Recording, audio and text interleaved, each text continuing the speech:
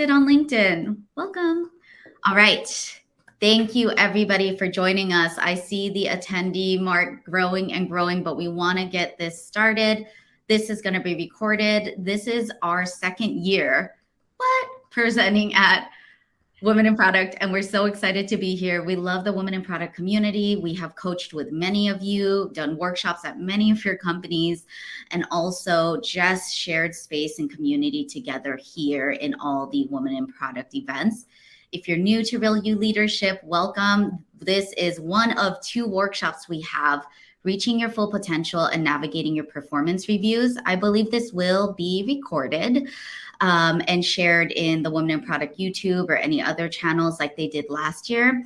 Tomorrow, we have a paired workshop with this around activating and calling in, building your village, your brand village for your mentors, sponsors, and advocates to really find those aligned relationships that support you in being community made and elevating in your leadership. So shameless plug, catch that too.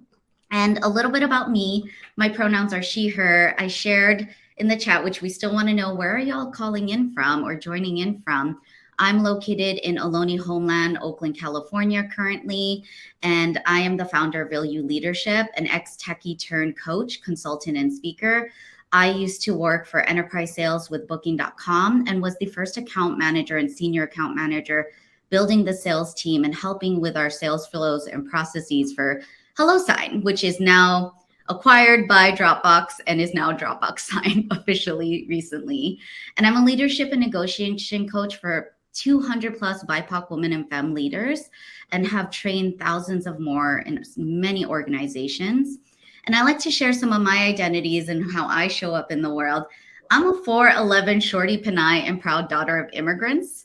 And we're going to be talking about navigating the workspace and topics like our performance reviews with historically marginalized intersecting identities. So I think that's really important to share that I have taken up space and done $1 million deals in my previous sales life with white male CEOs, CTOs, CPOs that were 6 foot something, calling me sweetie, honey. Oh, that's cute. And how do we navigate and advocate for our careers when we face things like being treated like a child, being underestimated, being given office work, not being taken seriously? And we're going to talk about that today. And I'm also equity loving, boundary setting provocateur. So I'm so excited to share with you what is possible with your next performance review and a little bit about Claire. Hello. Hi, everyone. My name is Claire Lumbang, pronouns she, her. I am one of 3 team members of Real You Leadership, and I am the ultimate hype woman, wing woman, also a certified coach, also a former corporate sales queen, was in the travel tech sector for a long time. And then when I'm not coaching and leading workshops and hosting our group coaching program for BIPOC women and femmes, I am a small food business owner. If you're in the Bay Area, what's up? I serve Filipino food with my partner. Our pop-up is called Lika, and I am a Filipino food content creator. So excited to be here with everyone. Yes. Thank you, Claire. And Claire will help manage the chat, answer any questions you have there, and parking lot, any questions that might be better for the Q&A towards the end. So our mission with Real You Leadership, plain and simple, is to close the intersectional leadership and wage gap by elevating Black, Indigenous, people of color, women, and marginalized leaders like you. And we support diverse, high-impact leaders and partners in many different spaces and industries. And how we do what we do is we have our Activate Your Voice cohort, a group coaching program for BIPOC women and femme leaders, management trainings like this, and we also do custom in-house leadership programs and coaching. And something for you to look forward to, why we want you to take these lessons today, is to anchor your next negotiations and anchor your next level role and pay for yourself by activating your voice.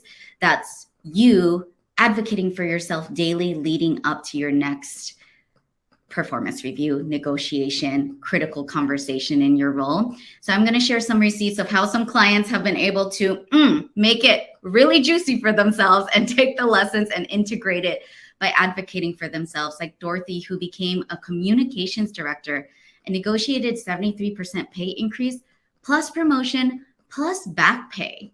Y'all, she was advocating for back pay for this very delayed promotion and pay increase. What I love about this is when you apply some of these lessons today, Dorothy said, you can do this too. I speak up for myself more now at work and know that I can operate from a place of calm and power because I trust myself. Shantae said that she shows up more authentically and helps others feel comfortable and supported to do the same. As a leader, this helps create a safe space for their team to know they don't need to be perfect or conform in order to be accepted. So the key takeaway for you is you don't got to be perfect to rock your next performance review.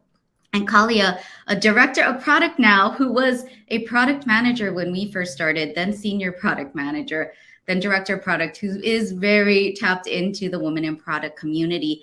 This was our first testimonial. She has since rocked it and gotten many pay increases, many promotions. But really, when it comes down to it, her ability to lead authentically and honor her values and honor her boundaries while helping other people honor hers, including her new team and direct reports, is the biggest takeaway of working and implementing some of these items. So agenda, we're going to go over performance review prep. Who here has a performance review? Please let me know in the comments. Do you have something upcoming? When is your next one? Do you know when your next cycle is? Sometimes people don't have that clear. Okay, we got July. We got a mid-year performance review. Perfect. This is the time to anchor your next negotiation. Anyone else? When is your next performance review? We're also going to be talking about how critical this is and this advice for BIPOC women and femmes and other historically marginalized community members, what it means to create feedback loops starting today. And if you have any of these, deepen them even further, and we'll have Q&A and coaching. Okay, September, April, August, July. See, it's different all across the board. So your first step is to learn, when is my next performance review? So we have quarterly reviews with raises in February. Next one would be in June. Perfect. So we're going to anchor to get the maximum raise in February today. And you'll have your first performance review. Rupali, I hope I'm pronouncing that right. After working in startups for decades, yes. When I worked in a startup as a first account manager, there was no performance review. Performance review was a Google sheet and it was a little lackluster. So I love that for you. I love that for you. So some community agreements, if you're staying here for the rest of our time, I want you to take space and make space in the chat. Beginner's mind, expert's practice, and expect and embrace non-closure. My job is for you to have an abundance of more questions about how can I do this better? Who's going to help me? When will I do this? What other clarity points do I need to make this the best performance review I had in my entire career, and then some. And we also want Vegas rules, especially if anybody shares personal things in the chat or takes up space in the Q&A and coaching portion at the end. That means confidentiality. Take the lesson, not the story. So if you are here, you are agreeing to all these things to create a safe environment. And now I have some questions for you to get to know you and get a temperature check. What are your career goals in the next 12 months? Put it in the chat, 1 through 8. Do you want more money? Do you want more responsibility and recognition? Do you want that next level job or role? Do you want more business deals to close? Do you want more benefits, boundaries, respect, joy, space, and time? So you could put 1 through 8, but I want to know some numbers here. What are you looking to anchor or ask for in the next 12 months? All right, 1 and 3, 1, 2, 3, 5, 7, 1 and 8, 2, 3, 6, 7. Yes, 2. Okay. More money, next title, 4, 6, 8. 3, so Claire. I was like, wait, I know that person. 1, 2, 3, 8. Okay, great. So now I want to know, how comfortable are you asking for what you want in your career? 1 through 8. It might change depending on what you're asking for. But if you're a not at all, 5, or comfortable and good at it, yes, we love that. I want to know 6, 10, 4 to 5, 3, 3, 3. Okay. Regardless of where you're at, There is no right or wrong answer, y'all. There is no right or wrong answer. Even if you are a 1, I would ask you, what else is possible? What else do you want to do? How else can you flex that? I do see here 1, but it goes nowhere. So what are we going to do about that? How can we make it move towards somewhere? And get your questions ready as we go through this. Sometimes 1, mostly 2. I love the 1s. Yes. So spill the tea. A little bit more. I want to learn about you. How comfortable are you in giving feedback? So same thing. 1, amazing. 5, feedback. Nope, don't do that. So giving feedback. That's part of our performance review process. Yeah. Okay. So lots of 2s, some 3s, some 4s. Awesome. Okay. And next question. How comfortable are you in receiving feedback? It's 2 sides of the same coin. Some of us are better at both. Some of us are better at one or the other. So 3, 4, some 1s, between 1 and 2, between 1 and 2, 3, 4. Okay. So pay attention to who has the same goals as you, who has the same growth edges as you. You can connect with them. Y'all know how to connect and do the LinkedIn thing on Hop In here. We want you to connect with us too, but you are not alone. And I think a lot of it depends. So I think it's really important for us to know where we're at in our journey and what we're good at and what we want to grow. So think about what you want to grow throughout this entire session. And something I want to say is advocating and negotiating for yourself in your next performance review and on a daily basis is an act of self-confidence and self-love. We stand by that in Real You Leadership in our human-centered workshops, trainings, and coaching, because we know you got to love yourself to be able to break through some of these difficulties and mental barriers that stop us from advocating for ourselves. So the first thing you need to know about performance reviews is they are active. They are not passive. You're not just there to sit and receive and go, okay, that's it. You are here to be active even before leading up to your next performance review. So the purpose of this is really what I've been alluding to and explicitly saying is to anchor your next salary negotiation and initiate a promotion or secure growth opportunities and actionable advice and nurture advocates, mentors, and sponsors for yourself. Again, a shameless plug for our mentors, sponsors, and advocates workshop for tomorrow at the same exact time in WIP. And highlight your expertise, impact, and step into your full potential. So the mindsets I want you to have and invite you to take on is it's data. For those of us who feel weird giving feedback and receiving feedback, know that feedback can be neutral. It doesn't have to be binary and good or bad. I would like you to think of this as data versus taking it very personal, saying, okay, this is what this person thinks about my performance this quarter, this year. Here's where I disagree. Here's where I agree. Here's where I'm going to use this data to mine and source more advice so that I can overcome this growth edge or close this gap. And I want you to go through this with curiosity over judgment. I know it can feel super scary to receive feedback and even to give feedback. Say if you say, actually, I have feedback that you didn't support me enough, and that's why I have failings in this, right? We want you to set aside any judgment on yourself, on the container, the work environment, even a manager, even if your manager or stakeholders are challenging dynamics that are really hard to work with. How can you set that aside and come from curiosity instead throughout your entire performance review process and say, what do I want to do in this moment? How do I want to show up? What do I want to say if the worst case scenario happens and I get poor performance feedback? And we want you to think about progress over perfection. So you don't got to be perfect to rock your next performance review. But what we do want is for you to care about progressing and getting next steps and actionable advice. So before your performance review, define your goals and your growth points. Understand the growth process and opportunities. So if you don't know when your next performance review is and how it's going to go down, Start asking today, and review your job description and do market research on where you should be. That might be including market research internally for your current company of, hey, what is the leveling? What competency should I be at my level? What is the next pay band that I could be moving into? Get that in writing. Make sure you know exactly what to expect. And if they don't know, keep pushing for that clarity. And we want you to build your brag folder, or as we call it in Milieu Leadership, your bad B folder, your praise folder, whatever you want to call it. It really is about collecting the receipts, just as I showed you our receipts at the beginning.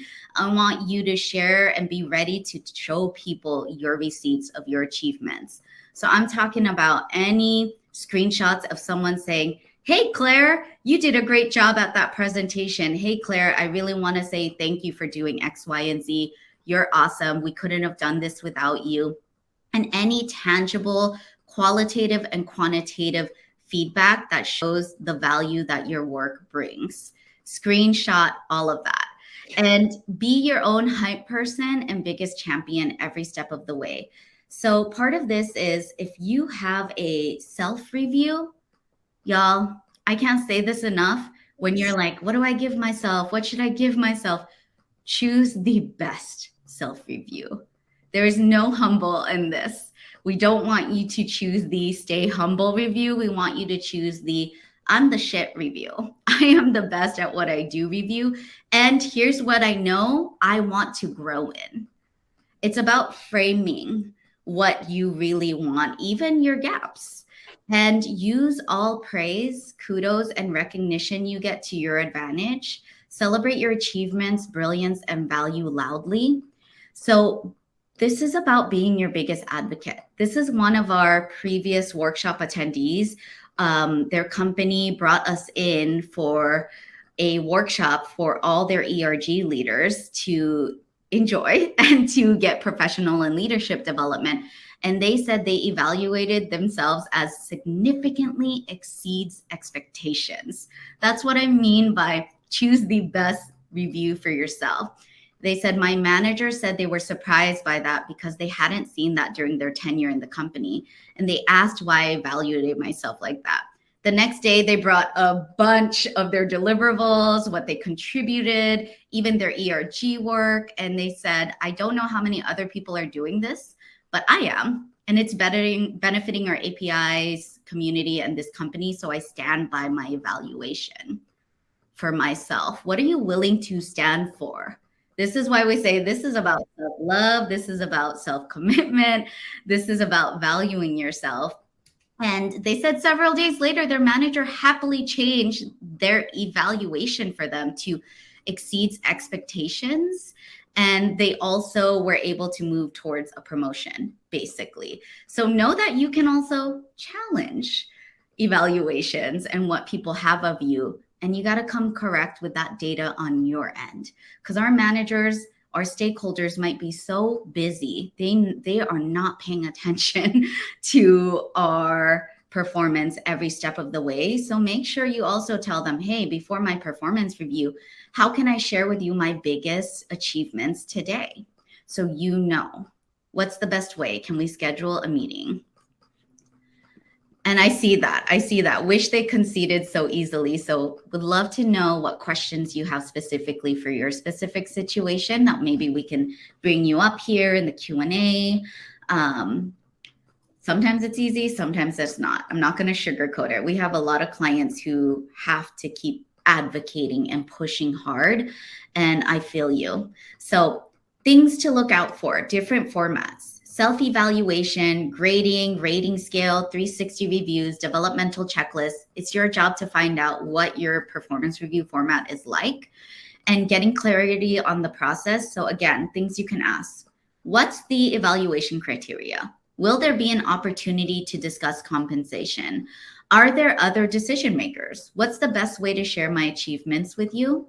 So I'd like for everybody to write down right now for yourself, or you could share it in the chat if you want, but this is really for you. What is one thing you want more clarity on, and when will you ask by?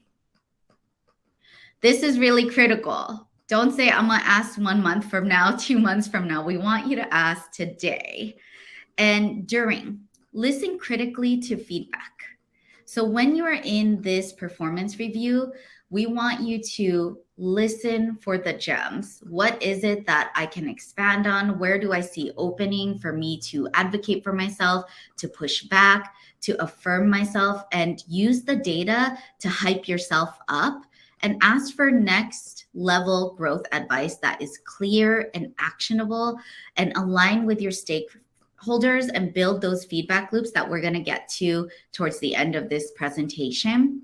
And regarding negotiations, practice discernment, right? In the moment of your performance reviews, make sure you think, okay, am I getting really hard critical feedback right now? Might not be the best time to bring up this negotiation. Let me get more clarity on what they need to see from me, or if I can have a follow-up conversation to show that I actually am deserving of a better performance evaluation. And if you do decide, hey, I'm going to shoot my shot, do it if it feels right, and if you have that aligned conversation and energy with your stakeholders, or at least anchor your next negotiation. And we're going to show some ways to do that. And of course, have your market research ready and your brag folder ready, and stay ready at all times. So you ain't got to get ready. That's something we tell all our clients. You can be doing market research, collecting pieces for your praise, brag, bad B folder all the time, quarterly. And afterwards, what you need to do is follow up with a recap, commitments, and next steps. Nurture the relationship and keep speaking for your work every single day, and hit your growth points and close those feedback loops. So we're going to talk a little bit about advice versus feedback. One is forward moving versus backward looking. And quality feedback is defining clear expectations and building trust with each other, and solving problems and nurturing growth and fostering a two-way communication with each other.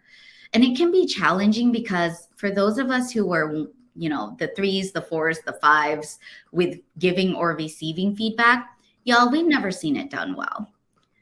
And I come from a Filipino immigrant family. I never was able to give feedback without repercussions, and I was never able to get solid feedback that didn't just shame me growing up.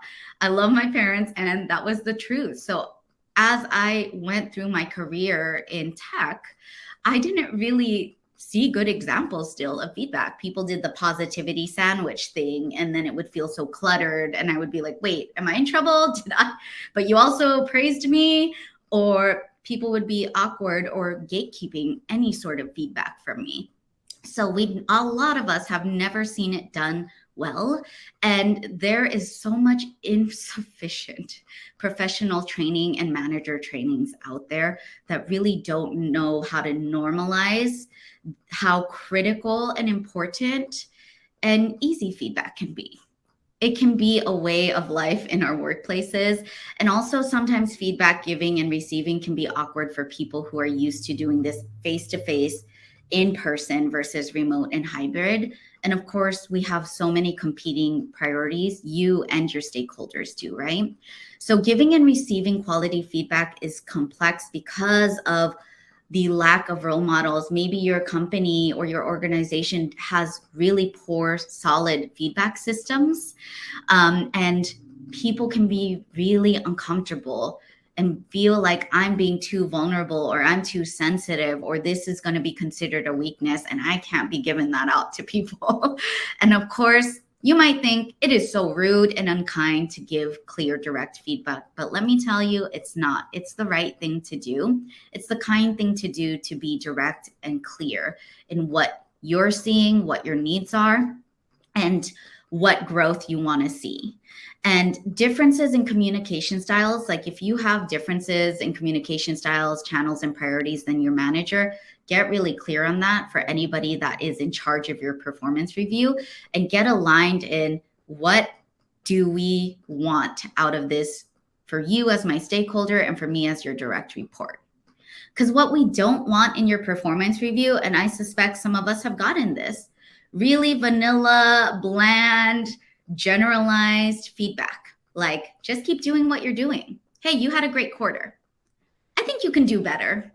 You need to be more strategic for a promotion. This is one that we get so mad about. We had a client who was advocating for a senior role for 3 years in a row. And their new director, who finally got hired, that they were so excited about, said, well, the feedback I'm getting from everybody else is you need to be more strategic for a promotion. So we coached her on saying, great, what are 3 points, 3 tangible actions I can do in the next quarter that will show that I am more strategic? Let me tell you, it was so frustrating because they would not give her any points. They could not give her any points. That showed that there was bias. That showed that there was no actual intent in getting to know what it takes for her to reach the next level and to guide her. And also showed that they weren't interested in investing in her growth until she started advocating for it. Yes, this is really common in our spaces and in white male dominated workspaces, unfortunately. And so it's up to us to keep pushing. And if you're in positional power and have the ability to change things for the better, please do. So I want to get into real quickly the BIPOC marginalized professional experience that a lot of us face as women, as marginalized professionals and people of color, which is all of this. Unfortunately, it's true. We are navigating so much more than just our jobs. And the weight can be so hard for us to close our gaps when we're just constantly forced in survival mode from all of these. Because it's never just about our jobs. So I want to normalize that we can't advocate our ways out of systems that are inequitable and oppressive, but we can try, and we can definitely advocate for ourselves today as much as possible. And if you find in your organization that I'm not getting anywhere, curious, what will it take for you to say, okay, it's time. I know I have absolutely tried my best. It's time to move forward and move on. The reason why this is critical to show is in so much research, like this Harvard Business Review research on vague feedback holding women back, that women are systematically less likely to receive specific feedback tied to outcomes, both when they receive praise and when the feedback is developmental. In other words, men are offered a clearer picture of what they're doing well and more specific guidance of what's needed to get to the next level. So know that it's not your fault most of the time. And what we control is how much space we take up, how much we guide our stakeholders and influence them to pay attention to us and give us what they need, what we need. And also, when you're at the intersection of other marginalized communities, like being a BIPOC person, and there is so much more barriers that we experience. So I wanted to show something that just came out in 2022. This was just last year that all these major publications were publishing data on the New York Times and their guild, saying that they had people of color had lower ratings in job reviews over the course of a 5-year observation and study. And so know that there are some systems in place that and bias and unconscious bias, et cetera, that we navigate, that we need to really think about how do we overcome this, what's possible right now. So what they showed was on average, the performance of Black employees rose over the intervening years, while, for instance, it declined for Latinos in the organization. But overall, white workers were consistently assessed as outperforming their peers over the course of 5 years. And being Hispanic or Latino, Latinx, Latine reduced the odds of receiving a high score by about 60%. And being Black cut the chances of high scores by nearly 50%. And know that nuance matters. We care about intersectionality, and it's so important to think about how are you showing up in the workspace in dynamics of majority power people, like your managers, for instance, and how we show up really shows us the power of our voice. I know that you have so many superpowers from all your intersectional identities that you could bring into this space, and think about, what do I need to let go of that is holding me back?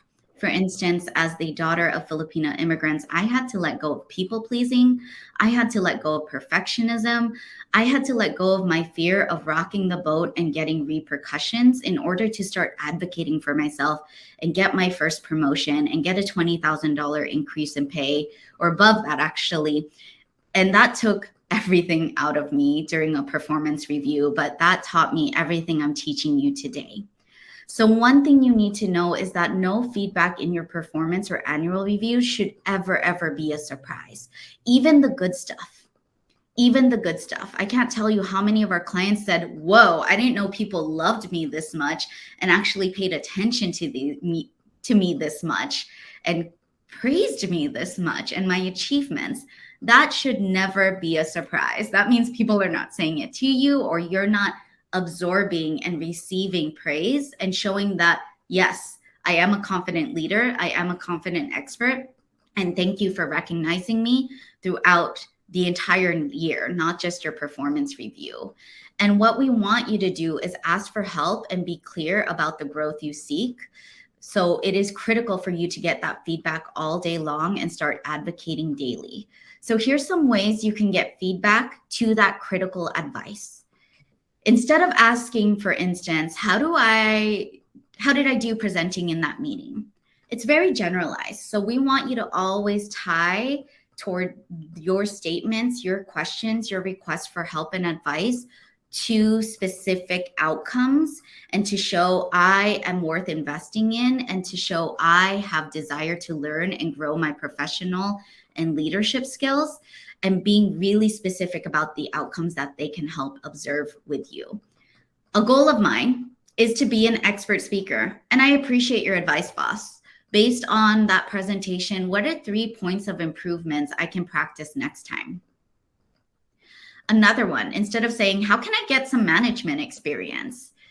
You want to say, I'm striving to develop myself as a skilled leader and work towards my goal of becoming a manager. What are some ways you think I can acquire more experience in managing despite not being a people manager today?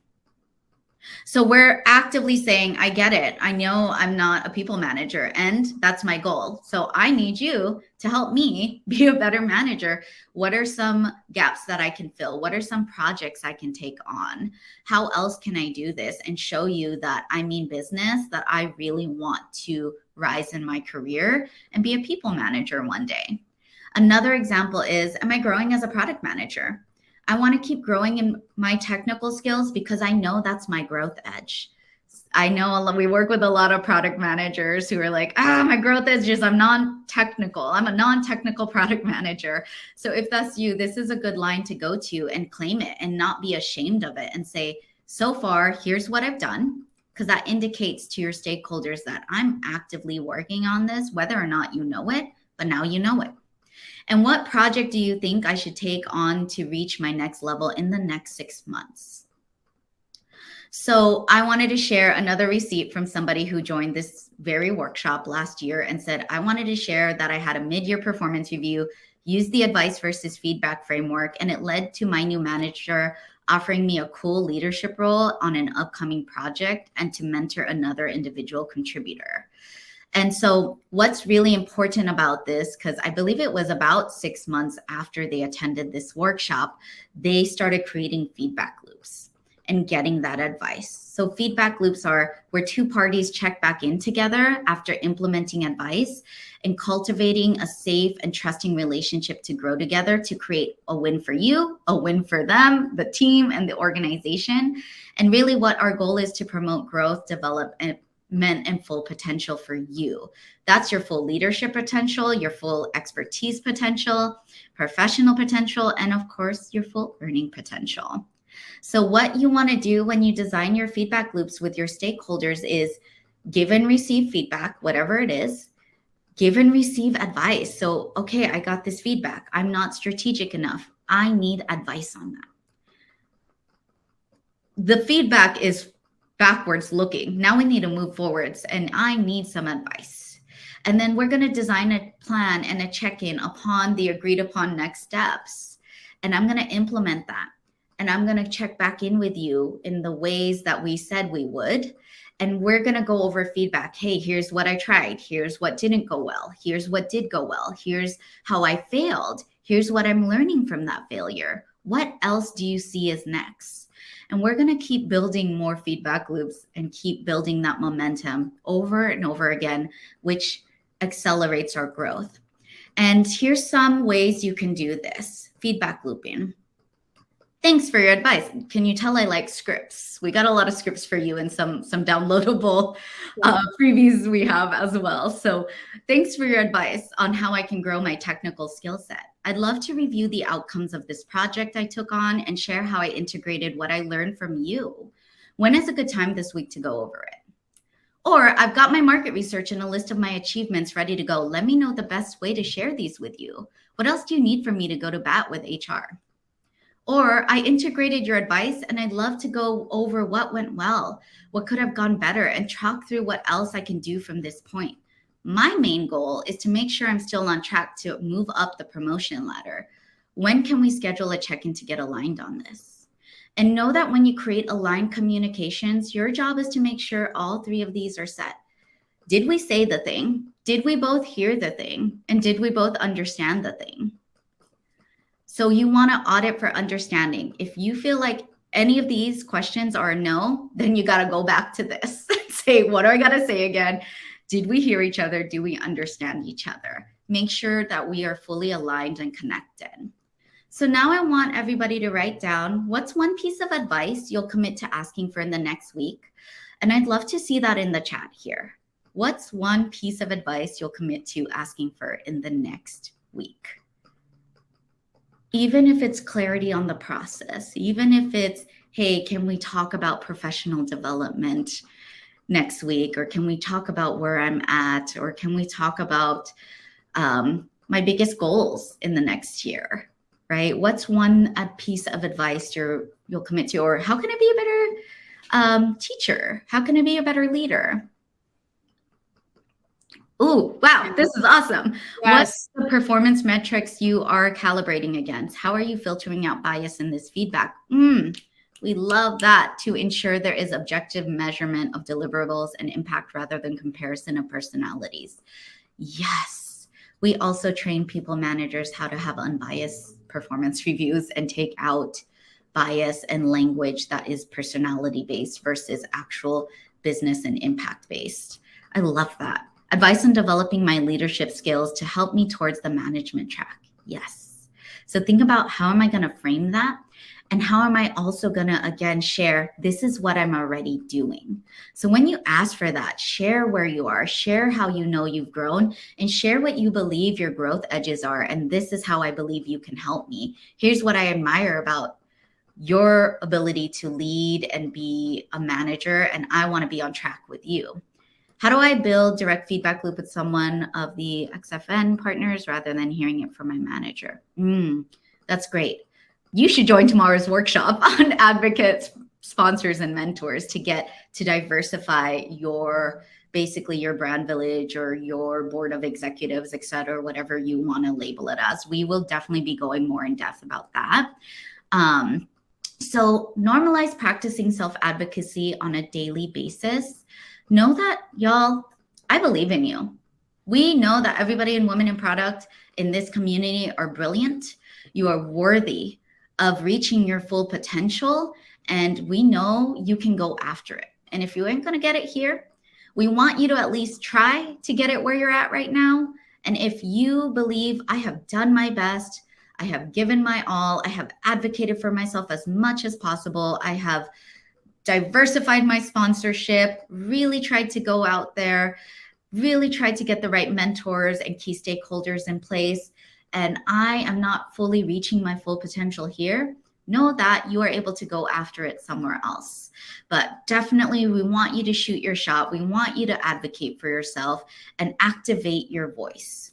So learnings and actions, I'd love to know, what are your biggest takeaways today? This is it. Now we're going to move into the Q&A soon. And I see some there. So Claire, you'll be able to moderate that with the rest of our time. We got till the 50-minute mark. What are you committing to do for your next performance review? When will you do it? You got this. We believe in you. So we have a freebie that you can download, Build Your Brand Village Guide. Claire's going to share our link tree in the chat that has all of that. This is paired really well for some of the questions that are here, as well as for our workshop tomorrow. And just a quick plug, you can bring us to your company. We do all of these types of signature workshops just like this, keynote talks, even bespoke programs and in-house group coaching.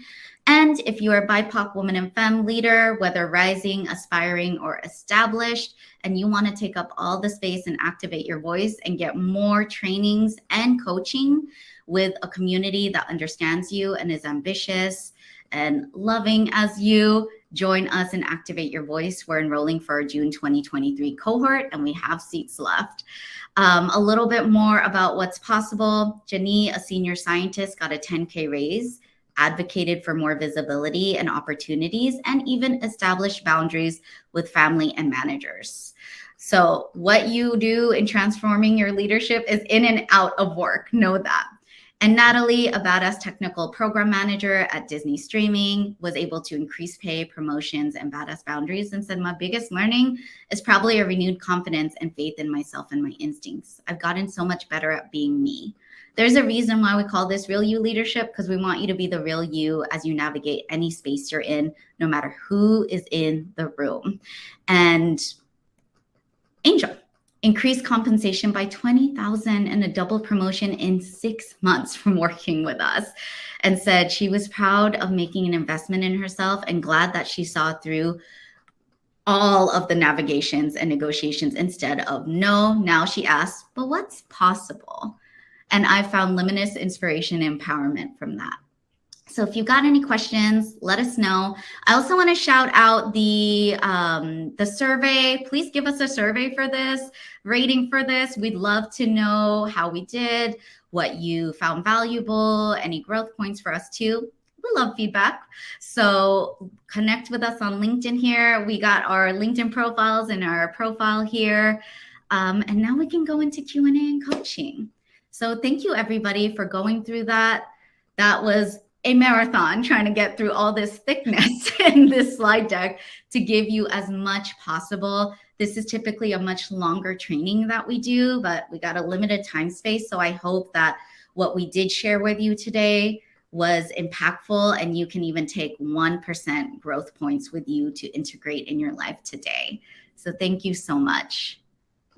Thank you, everyone. All right, we are jumping into Q&A now. There's so many good ones in here. Well, we don't have a hard stop at the 50-minute mark. If you want to stay, Women in Product said we get to stay. So. Yes, yeah, we get to stay in our room as long as we want, and we would love to stay with you if you're here. So there are quite a few anonymous questions in here, and I would love to see if any of these anonymous people are brave enough to go on stage with us and ask their question live.